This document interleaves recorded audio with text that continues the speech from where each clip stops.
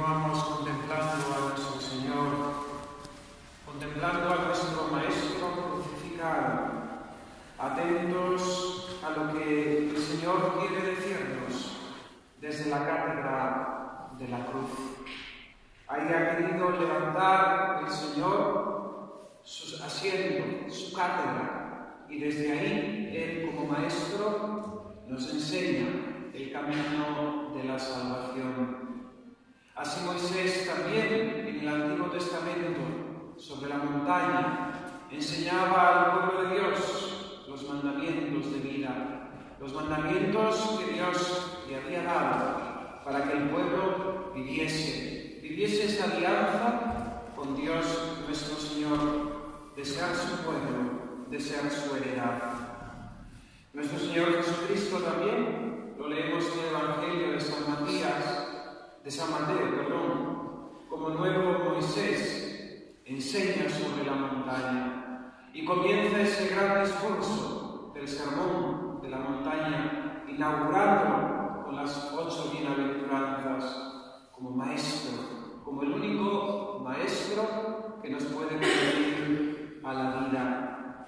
Su última lección, hemos dicho, es la que nos da sobre el Calvario.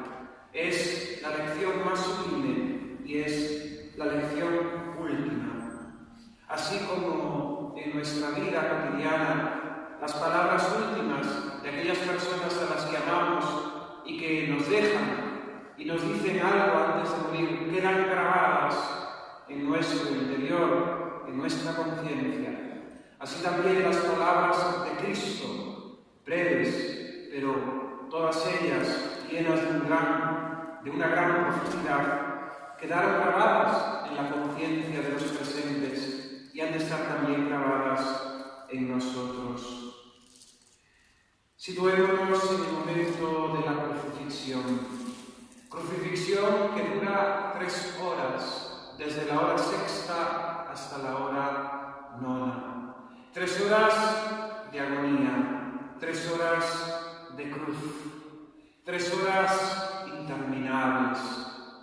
¿Cuántas veces hemos tenido nosotros esa experiencia de que el tiempo se nos hace eterno, de que no llega a pasar, que los minutos se hacen eternidades?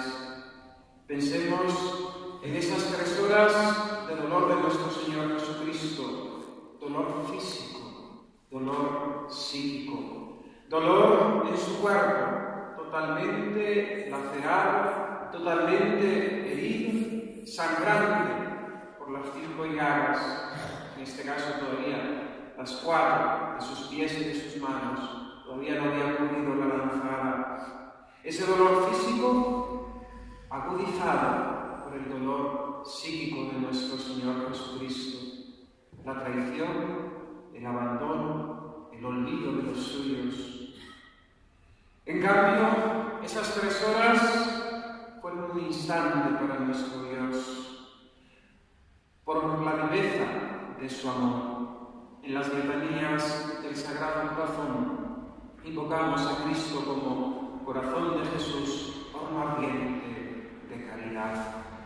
El Señor, un horno ardiente de caridad, lleno de amor, y el amor hace breve todo. El amor hace fácil lo más costoso. Jesucristo, nuestro Señor, estaba ardiendo en caridad para cumplir la voluntad del Padre. Porque para eso había venido. No vengo a hacer mi propia voluntad, sino la voluntad del que me envió, devolviendo el honor debido al Padre, herido, menospreciado por el pecado de la humanidad. Tenemos que recordar y tenemos que hacer hincapié que el primer motivo por el que Cristo se encarna y por el que Cristo muere en la cruz es para devolver esa gloria al Padre, para satisfacer el pecado, la injusticia que nuestro pecado había provocado al honor de Dios Padre. La primera motivación es devolver la gloria, devolver el honor a a Dios nuestro Señor, a su Padre. No seamos tan egocéntricos que pensemos que somos nosotros lo primero. Amarás al Señor con todo tu corazón, con toda tu alma, con toda tu mente, con todas tus fuerzas. Cristo nuestro Señor se ofrece en la cruz al Padre, por el Padre, porque por culpa nuestra su honor había sido injustamente deteriorado.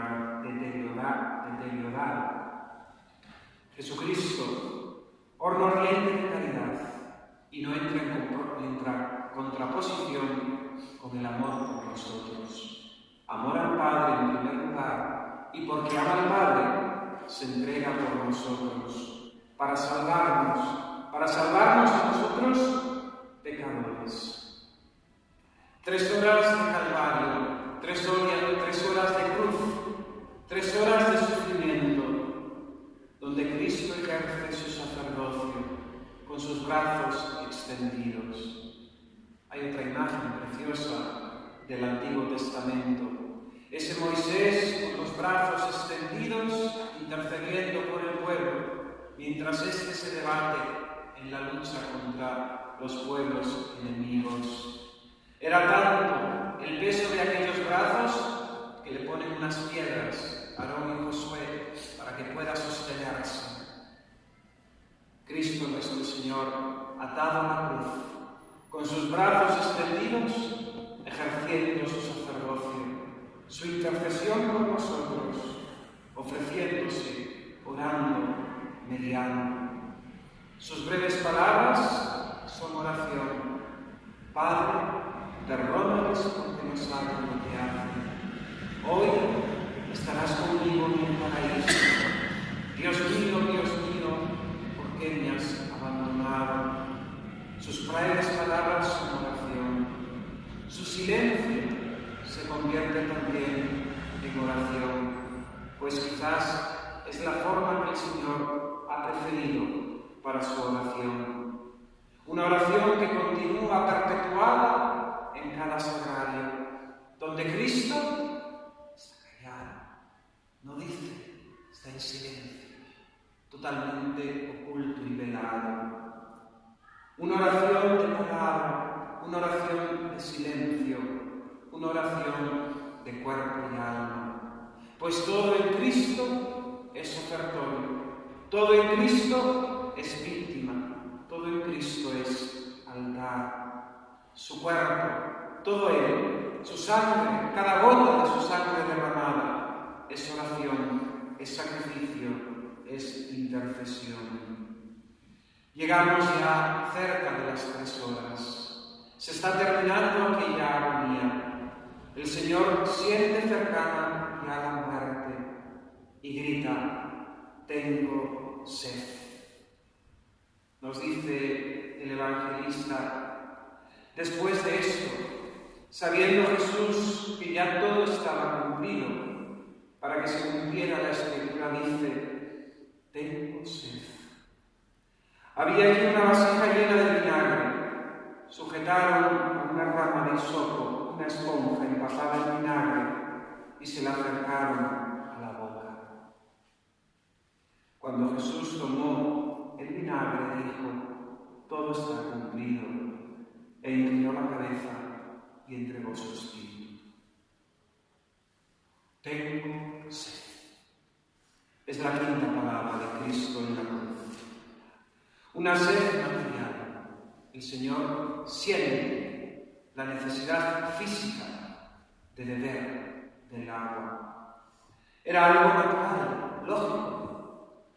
No había probado nada sólido ni líquido desde la última cena. El Señor ya sería parco y temperado en el alimento y en la bebida. Pero imaginémonos que, previo a la pasión, todos los días ya antes del Domingo de Ramos, con esa tensión con la que tuvo que relacionarse y acudir al templo con los sumos sacerdotes y con aquellos que estaban buscando para darle muerte, el Señor en esa tensión seguramente que habría todavía con conmedido más su sed y su hambre. Habría también seguramente ayunado. No es nada extraño. Comienza su ministerio público, su predicación, con 40 días de ayuno. 40 días de ayuno donde el Señor no prueba nada sólido. La pérdida de sangre desde el momento de la oración en Getsemaní, donde suda sangre y agua, y toda la pérdida de sangre que ocurre con la flagelación y después en la crucifixión, hace que el Señor tenga necesidad de agua, tenga necesidad de líquido. Su cuerpo se estaba totalmente deshidratando. Es esta, tengo sed, la única y la última queja del Redentor. La única y la última queja del Redentor. Repasemos los sufrimientos y tormentos de la pasión.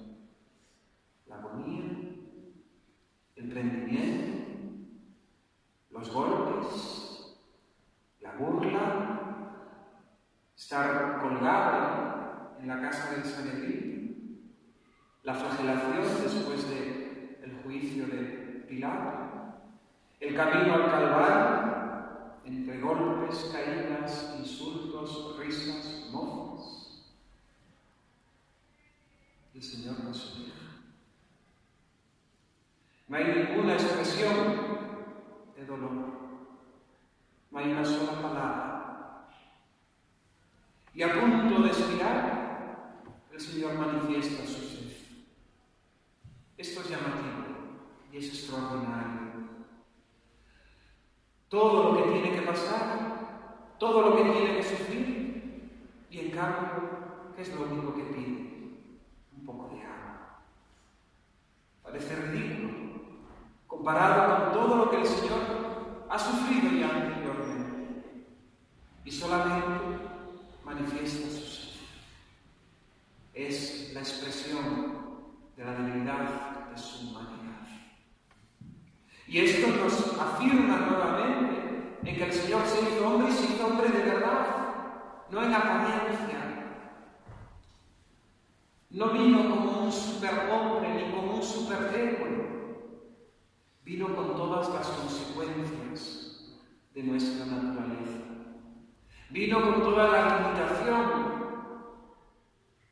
para que en nada nos viésemos diferentes a Él. Para que nosotros no digamos, le fue fácil el sufrir. Tengo sed. Locura de amor. No se queja de nada de lo otro, mucho más atroz, y solamente se queja, expresa su sed. Quiere el Señor también, y se preguntan así los padres de la Iglesia, ¿por qué Cristo manifiesta solamente esta queja en su pasión? Tengo sed. Para que recordemos que nada ha faltado, ningún sufrimiento ha faltado a la pasión de Cristo. Fue toda ella completa, en sufrimientos.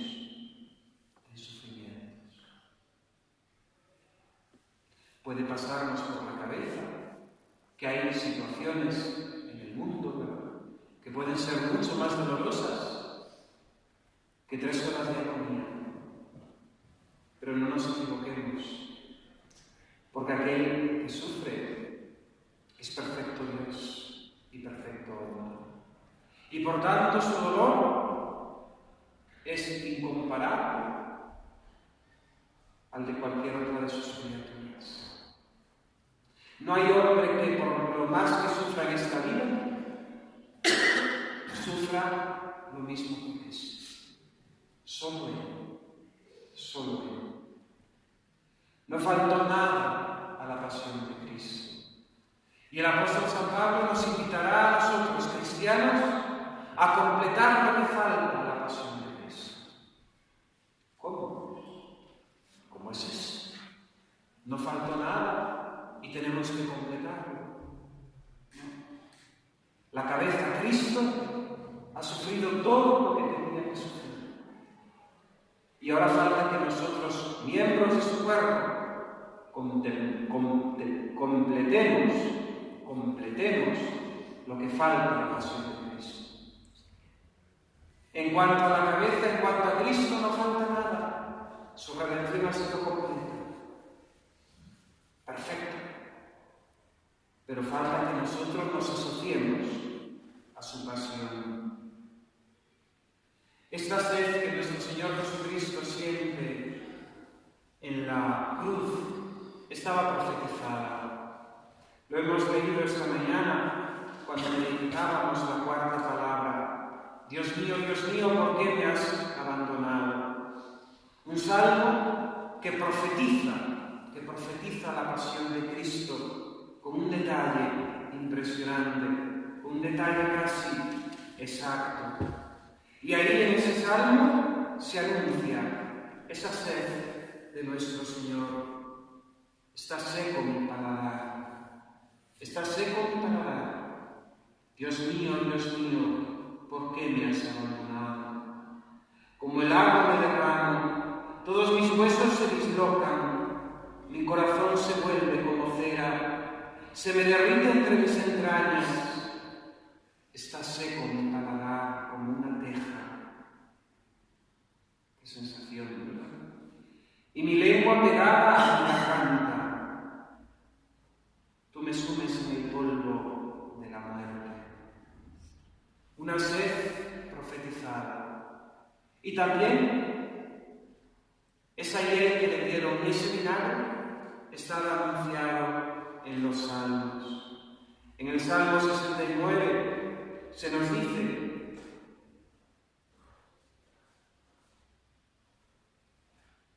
tú conoces mi oprobio, mi vergüenza y mi afrenta. Ante ti están todos mis opresores. El oprobio me ha roto el corazón y desfallezco. Espero compasión y no la hay. Consoladores, no encuentro ninguno. Veneno me han dado por comida. En mi sed me han apegado con vinagre. Tenía que cumplirse la Escritura. Y hasta en este detalle de la sed del Salvador y del gesto de los soldados de darle a beber vinagre, se ha cumplido la palabra de Dios. La palabra de Dios que no falla, la palabra de Dios que se cumple siempre, la palabra de Dios que es siempre eficaz. Los soldados le acercan una esponja mojada en vinagre. Es el único gesto compasivo que hay en la pasión de nuestro Señor.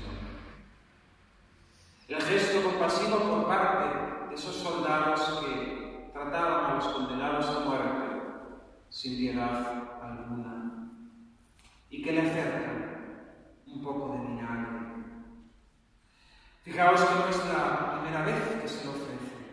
Cuando lo crucifican, nos dice el evangelista San Mateo y San Marcos que le ofrecen al Señor a beber vinagre con mirra o vinagre con miel. San Mateo dice con miel, San Marcos con vinagre.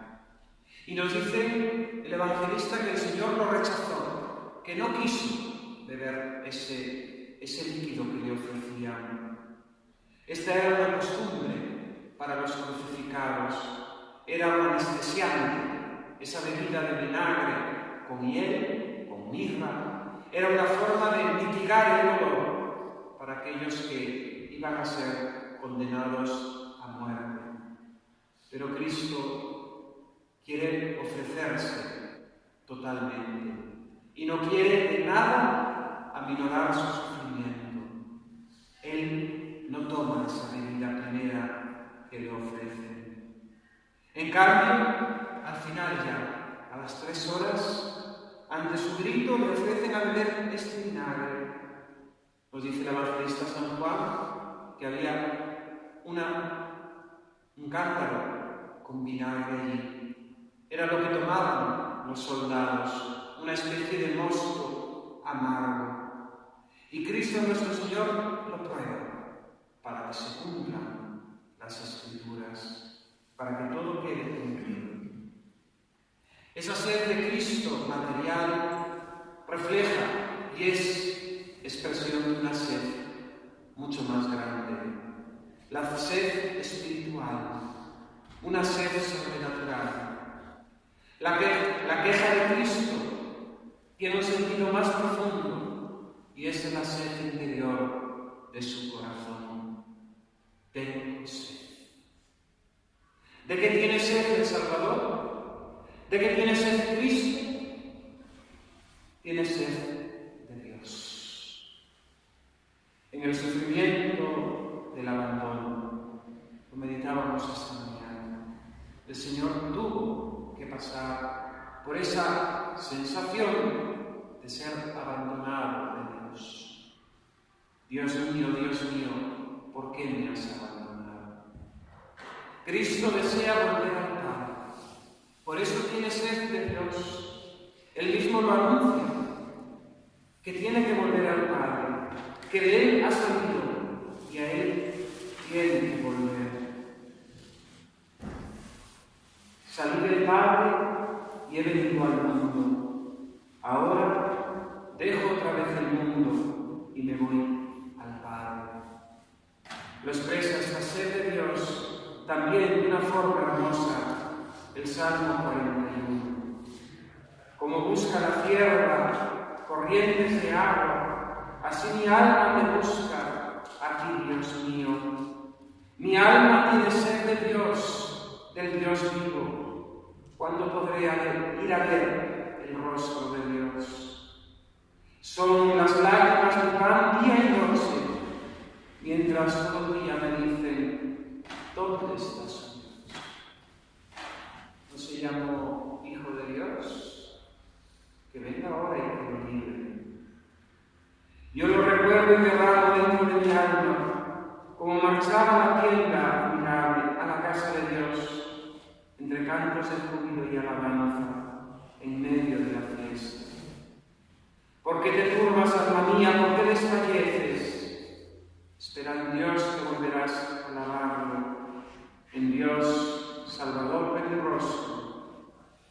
En mí mi alma desfallece, por eso te recuerdo, desde la tierra del Jordán y los sermones, a ti, montaña humilde. Nuestro Señor tiene sed de Dios Padre, desea volver a Él. Nuestro Señor tiene sed también de consumar su entrega. He venido a traer fuego al mundo, nos dice el Señor, y estoy deseando que llegue mi hora. Para esto he venido al mundo. Cristo deseoso de entregarse, Cristo deseoso de ofrecerse en la cruz.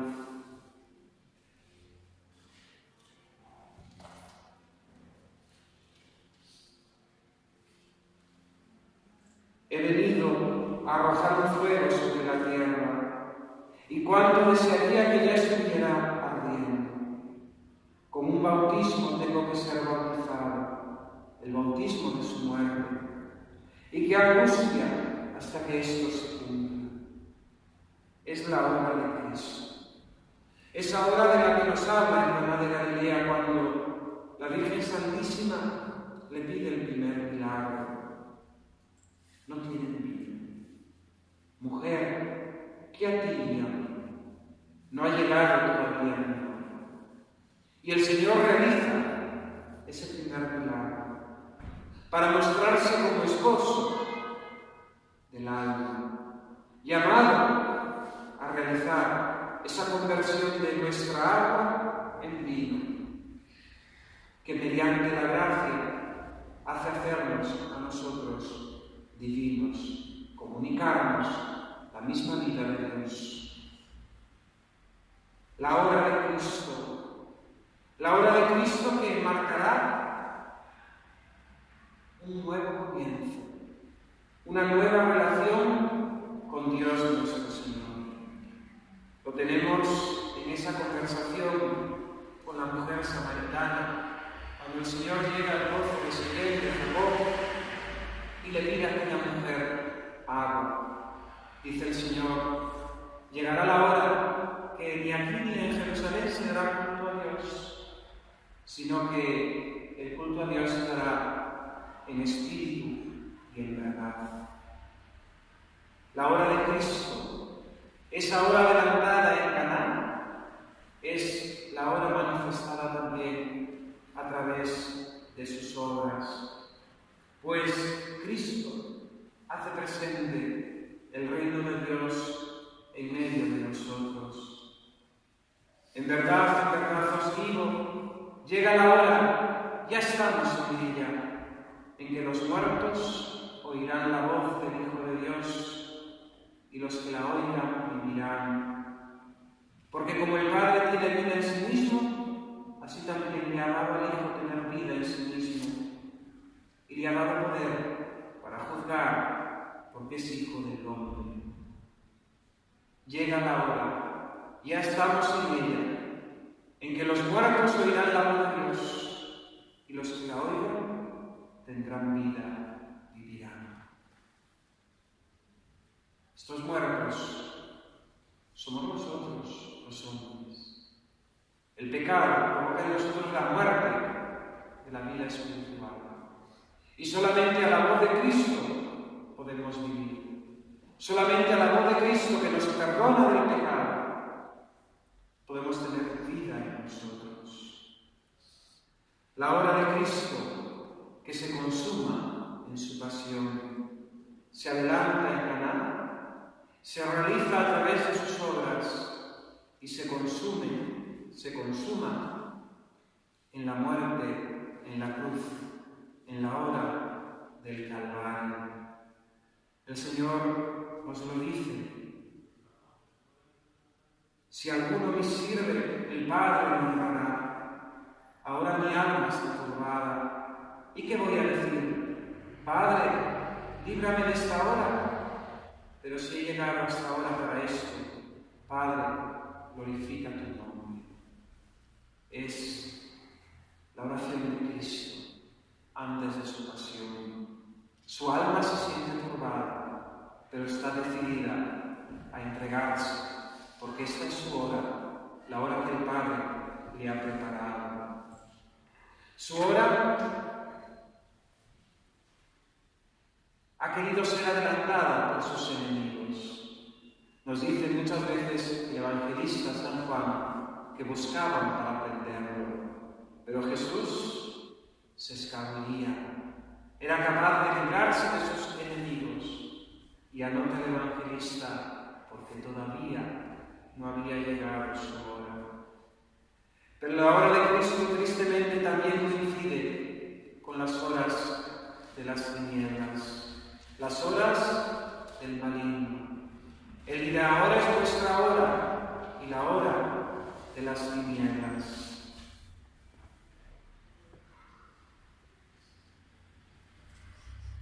Dijo Jesús a los sumos sacerdotes, jefes de la guardia del templo y ancianos que habían venido contra él: ¿cómo contra un sacerdote habéis salido con espadas y palos? Estando yo todos los días en el templo con vosotros, no me pusisteis la mano encima, pero esta es vuestra hora, el poder de las tinieblas. Esta es vuestra hora y la hora de las tinieblas. El maligno también tiene sus apóstoles. El maligno también tiene sus discípulos y los que realizan sus obras. Podemos enlazar aquí con esa meditación de San Ignacio de Loyola en los ejercicios acerca de las dos banderas: la bandera de Cristo y la bandera de Satanás. Y no hay dos opciones. En esta guerra, en este combate, no hay una zona neutral. En esta plaza, o nos ponemos del lado de Cristo o nos ponemos lado de Satanás. O bandera de Cristo, o o bandera del diablo. Y tenemos que saber que cada vez que pecamos mortalmente, estamos poniéndonos bajo las órdenes de Satanás. Estamos siendo secuaces de su rebelión contra Dios. No carne. Cuando nosotros pecamos mortalmente,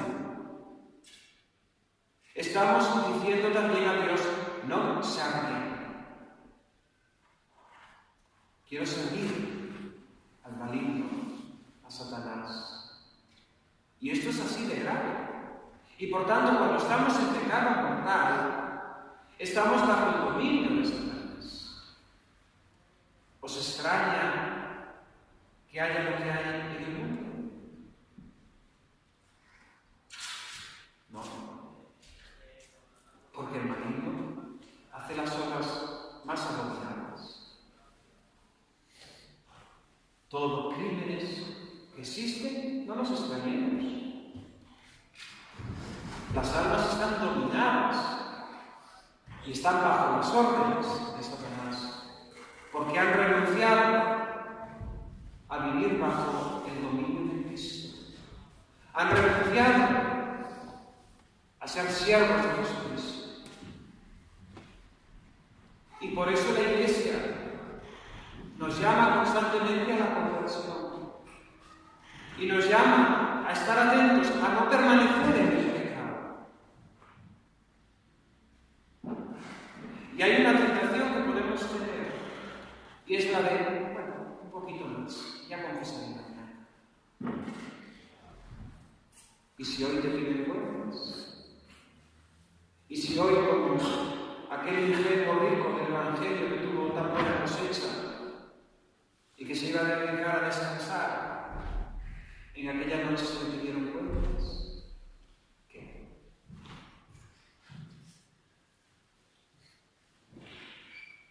Qué insensatos somos.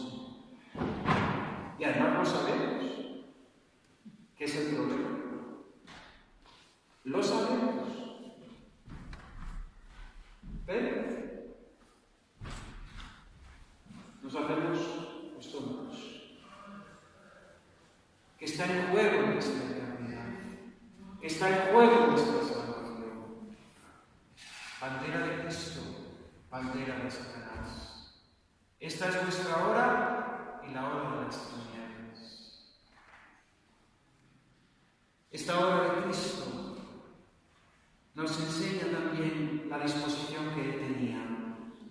Cuando en la última cena el Señor se dispone a instituir el sacramento de la Eucaristía, nos dice el evangelista San Juan: antes de la fiesta de la Pascua, sabiendo Jesús que había llegado su hora, la hora de pasar de este mundo al Padre, habiendo amado a los suyos que estaban en el mundo, los amó hasta el extremo. Esta es la disposición que Cristo tiene. Ha llegado su hora. Habiendo amado a los suyos, los amó hasta el extremo. La hora de Cristo es también la hora de su glorificación. Y es a partir de esta hora de la glorificación donde entenderemos todo. Donde entenderemos el misterio de Cristo. Porque es con su resurrección donde su muerte adquiere la luz. Y donde todo el misterio de su vida adquiere eficacia. Si Cristo no hubiese resucitado, nuestra fe no tendría fundamentos. Cristo glorificado, porque la muerte no podía tener la última palabra. Os he dicho todas estas cosas en parábolas. Se acerca la hora en que ya no os hablaré en parábolas, sino que con toda claridad os hablaré del Padre. Ya Cristo no nos habla con parábolas. Nos ha hablado con toda claridad. Porque Él, resucitado, nos ha concedido el don del Espíritu Santo, que es el que habla en nosotros, el revela al Padre, el que nos da a conocer a Jesucristo. Ya no os hablaré en palabras, sino que os hablaré claramente. La sed de Cristo era más que una sed material. Tenía sed de Dios, de volver a su Padre. Tenía sed de consumar su entrega. Y tenía sed de alma. Sed de almas. Porque por nuestra salvación y por nosotros se entregó a la muerte. No teniendo Dios ninguna necesidad de sus criaturas, creó el universo, creó Él. No lo creó por necesidad, sino lo creó por amor. Este Dios nuestro, que no tiene necesidad alguna en sí, se hace sediento de amor. Y por eso de toda su creación, crea al hombre y a la mujer a su imagen y semejanza, para establecer con ellos una relación de amistad. Volvemos a Génesis, primera página. Ese Dios que a la hora de la misa salía a pasear, el goce de la amistad, el deseo de Dios de tratarnos como iguales. Por eso nos hizo imagen. Y por este amor y por poderle nosotros amar, corrió el Señor el riesgo de concedernos la libertad. Libertad que sería la causa de nuestro pecado. Libertad que sería la causa de todos nuestros pecados. Pero Dios lo sabía y se arriesgó a ello, porque nos amaba. Y sabía que su Hijo, verdadero hombre, encarnado, satisfaría, pagaría y compensaría todo lo que nosotros, la humanidad, no pudimos corresponder. Jesucristo nuestro Señor tuvo sed, tiene sed, para calmar nuestra propia sed. Él, nos dirá el apóstol San Pablo también, se hizo pobre para enriquecernos con su pobreza. Fijaos aquí, y a todos nos suenan los textos del Cantar de los Cantares. Esa relación del amado y de la amada, esa búsqueda constante de la amada detrás de su amada. Es expresión de un amor humano, pero es expresión también del alma que busca a Dios. Y veámoslo también como la expresión de ese Dios que busca a Dios. Porque antes de que nosotros hayamos salido en búsqueda de Dios, Él ha salido a nuestro encuentro. Lo dice el Papa Francisco, ¿verdad? Con esas expresiones que tiene propias. Dios nos primerea. Dios tiene la iniciativa. Dios es siempre el primero. Y Dios ha salido a nuestro encuentro. Tiene sed de nuestro amor. Y nosotros que tenemos sed de Él viene para calmar nuestra sed, para saciarnos. Sed de almas. Es nuestra propia sed. Una necesidad espiritual que reclama la plenitud, que solo en Dios puede ser satisfecha.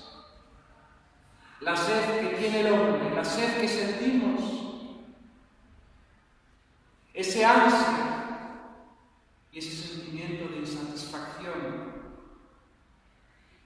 que nos inunda tantas veces, solamente puede ser saciado por Dios. Porque solamente el que creó tu corazón puede llenar.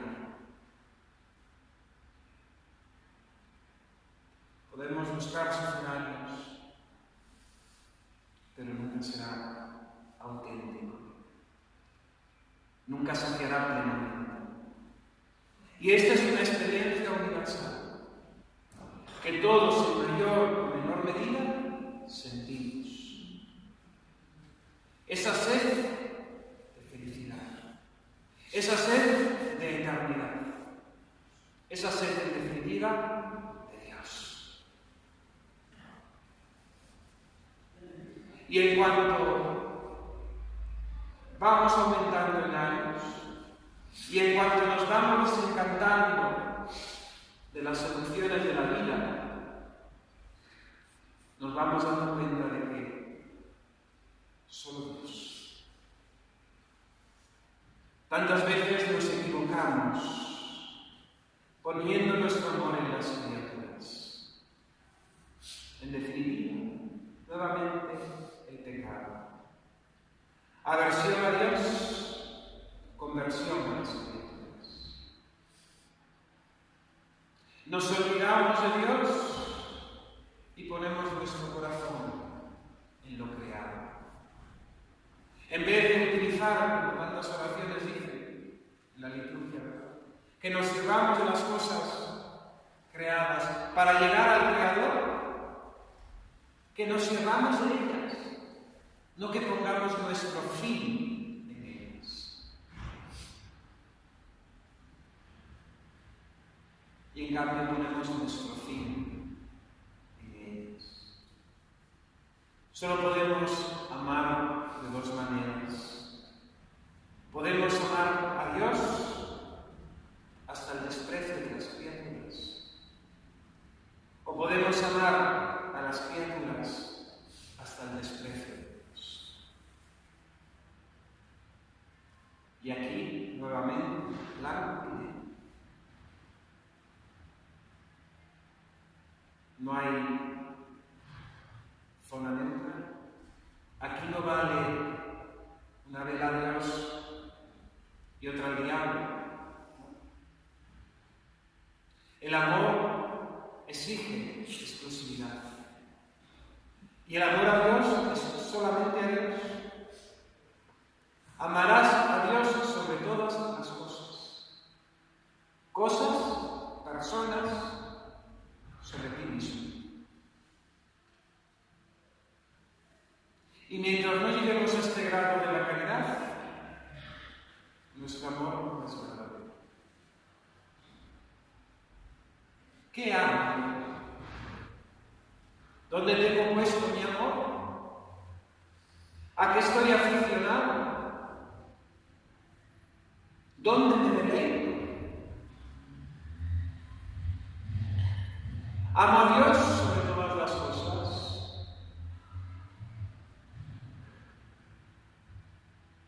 ¿Amo a Dios más que a mi propia vida?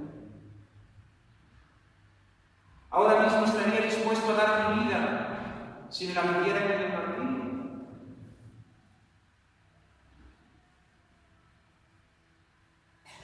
Y no seas valentón de decir que sí. ¿Por qué? Huiría rápidamente.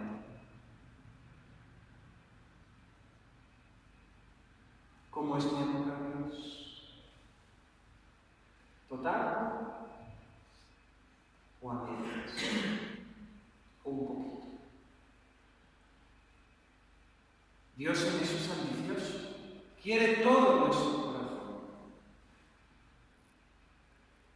No se conforma con que le demos un poquito. Lo quiere todo. Porque somos suyos y Él nos ha creado. Fijaos que ante el sentimiento de sed, ante la sensación de sed, nuestro Señor Jesucristo fue tentado. ¿Recordáis ese episodio de las tentaciones? 40 días, 40 noches de ayuno, y al final el Señor sintió hambre y sed. Y en ese momento aparece Satanás para tentar. Esa sed es la que nosotros sentimos siempre. Y Satanás aprovecha esa sed de nuestro corazón para venir a tentarnos con la ambición, venir a tentarnos con la búsqueda del placentero, venir a tentarnos con las riquezas, con la ambición de tener, poder, placer, dinero. Tres grandes tentaciones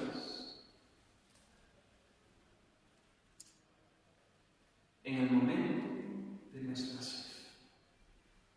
Tres grandes tentaciones, tres grandes seducciones que quieren sustituir a Dios y que para muchos, engañados, están siendo sus dioses, sus ídolos. Israel, el pueblo de Israel era tan torpe que una y otra vez abandonaban a Dios y se iban detrás de los ídolos. Porque el becerro lo veía, dorado, resplandecía, este es nuestro Dios. Y se olvidaron del Dios que los había sacado de Egipto. Cuando llegan a Canaán, se olvidan de Dios y se van a los ídolos de los pueblos que allí había. Cuando aún desterrados en Babilonia, salvo aquellos que permanecieron fieles a la fe de Abraham, se fueron también a los cultos, a Astarte y a todos aquellos. Idolatría.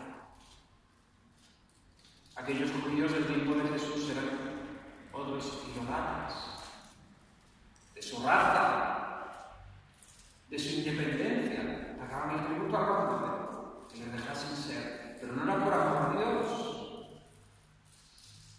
no eran los macabeos que pusieron su cuello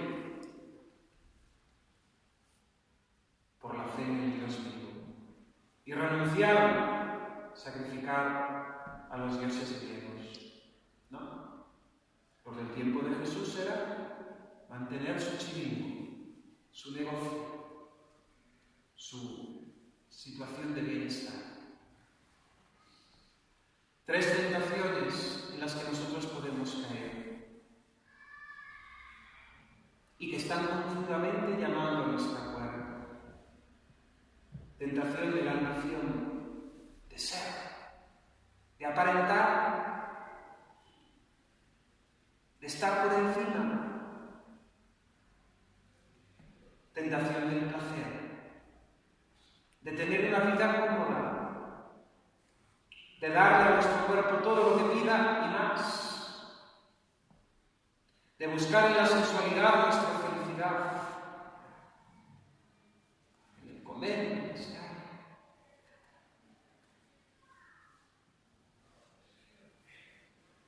Tentación de la riqueza del dinero, pensando que ahí está nuestra felicidad, que Él nos puede dar todo lo que necesitamos. Y fijaos que guardamos para lo que nos pueda hacer falta. ¿Qué confianza es esta en Dios? Recuerdo el retiro de Navidad que se nos dio a los sacerdotes del arciprestazgo y fue el tema de esta tentación de la riqueza. Y nos decía el padre predicador: nosotros que estamos predicando constantemente en la providencia de Dios, ¿cómo tenemos tanto ahorrado? ¿Cómo tenemos tanto ahorrado? Es que no lo creemos. Es que no confiamos en que Dios es providente. Es que hemos puesto nuestro corazón en el dinero. Judas era el que llevaba la bolsa de la comunidad en oración. había puesto su corazón no en Cristo, sino en el dinero. El fruto de seguir estas tentaciones, de caer en ellas, de querer satisfacer nuestra sed, es la insatisfacción constante y una búsqueda frenética sin sentido de más. Y esto lo vemos en nuestra sociedad. Más que nunca, experiencias límite, experiencias a tope, cosas rarísimas, que para imaginarlas, madre. Pero claro, continuamente ansiedad, una ansiedad constante. Solo Cristo puede saciarnos. Solo Cristo nuestro Señor puede darnos esa agua viva de felicidad. Él mismo lo anuncia en la fiesta de las tiendas. Nos dice el evangelista San Juan en el capítulo 7.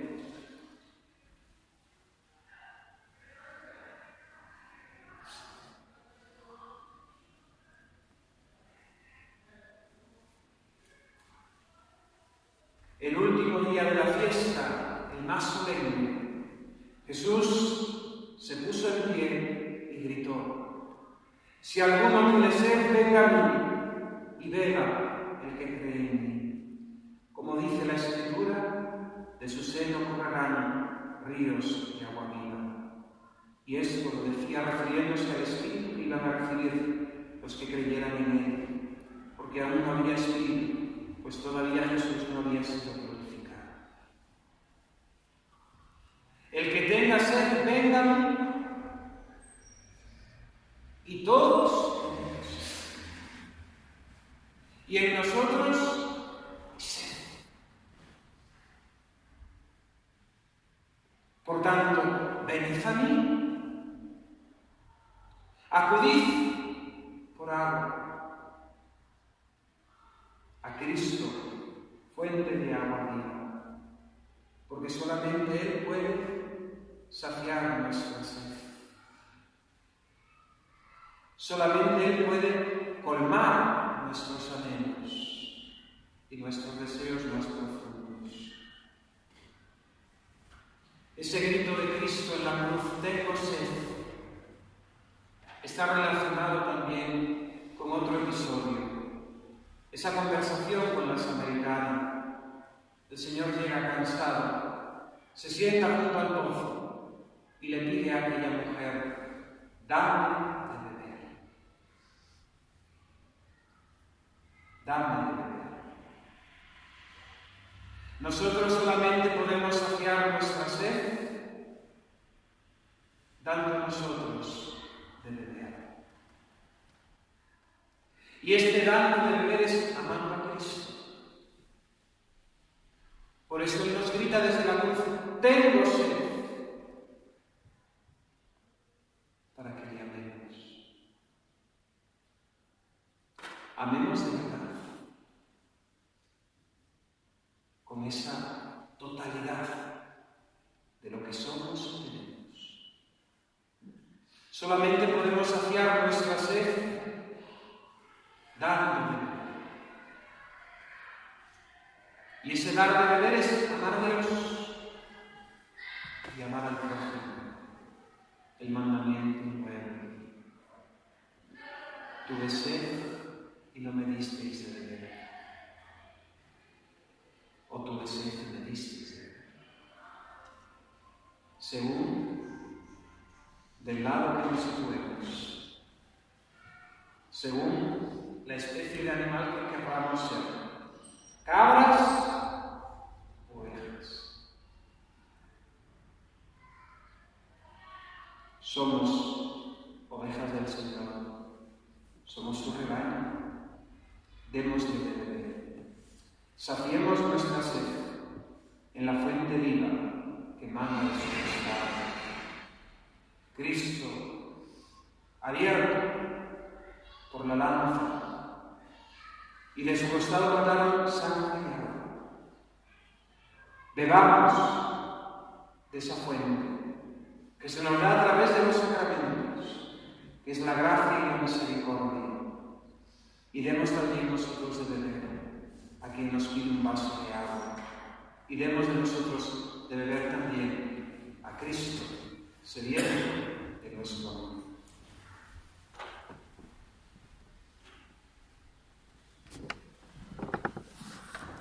Gracias, Señor, por el Dios, hermano Dios, por Jesucristo, nuestro Señor. Amén. Ave María Purísima. Sin pecado concebida.